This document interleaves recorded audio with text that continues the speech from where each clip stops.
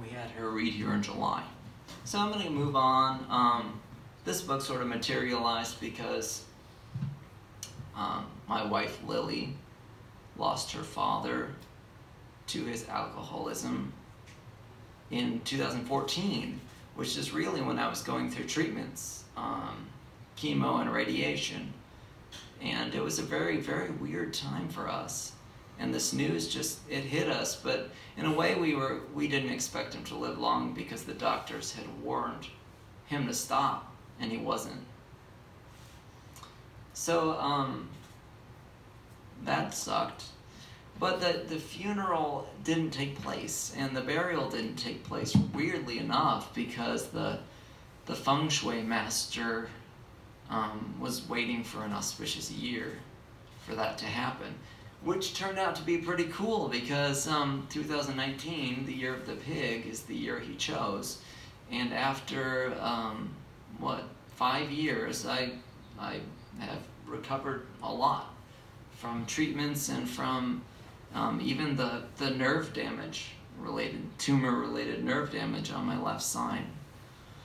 So it enabled Lily and me and our son Theo to go, and so we went in March of this year, and spent a month. And I wrote the whole time.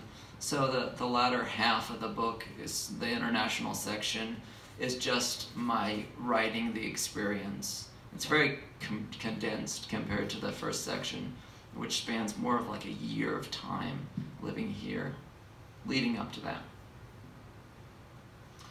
So I'm going to start in the domestic section, but I open the book with the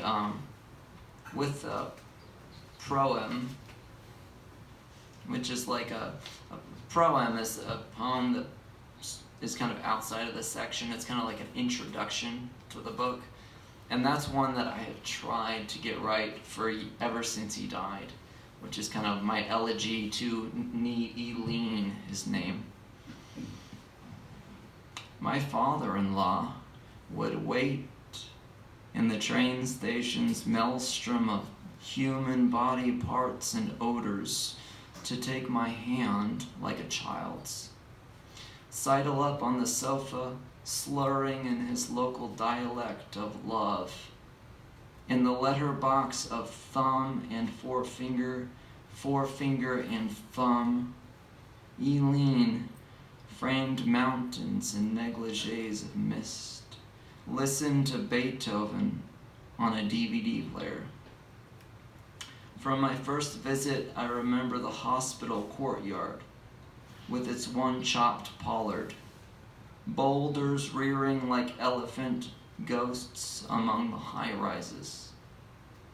A medicine doctor rolled eggs over the bulge of his pleural sac. His eyeballs yellowed like rice paper in the province of his birth. Yilin hallucinated bats, a flight of stairs, a sealed envelope. On the first anniversary of his death, his daughter crosses the chicken wire fence to snip a sprig of garden mint and garnish the fish after his recipe. She remembers the carp he carried home still beating in a clear bag of water, how he held the blade of its body in both hands to check the flex, the smile of its spine.